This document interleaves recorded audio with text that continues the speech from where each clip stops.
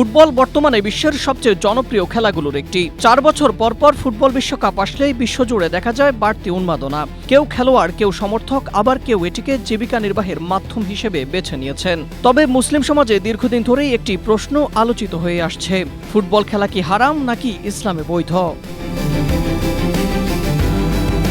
আন্তর্জাতিক খ্যাতিসম্পন্ন ইসলামী বক্তা ডাক্তার জাকির নায়েক এ বিষয়ে বিস্তারিত আলোচনা করেছেন। তিনি বলেন, একদিকে ফুটবল খেলার উপকারিতা রয়েছে, অন্যদিকে পেশাদার ফুটবলের সঙ্গে জড়িত শরিয়াগত অনেকগুলো চ্যালেঞ্জও রয়েছে।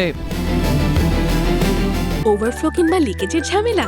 ঠিক এই সমস্যার সমাধানে এসেছে স্মাইল বেবি ডায়াপার। এর সুপার অ্যাবজর্পশন টেকনোলজি এখন দেয় 30% বেশি শোষণ ক্ষমতা।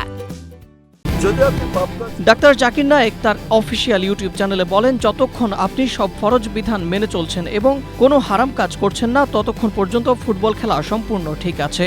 সাধারণ স্তরে পেশা হিসেবে ফুটবল খেলাও জায়েজ। আপনি যে কাজই করুন না কেন, তা ফুটবল হোক বা বিক্রয় কর্মী, আপনি যদি নিজের কাজে এত বেশি মগ্ন হয়ে না যান যে নামাজই না পড়েন, তবে তার জন্য সেই পেশাকে দোষ দেওয়া যায় না। তাই একজন মুসলিমের জন্য মূল বিষয় ফুটবল নয়, বরং দিনের ওপর অবিচল থাকা।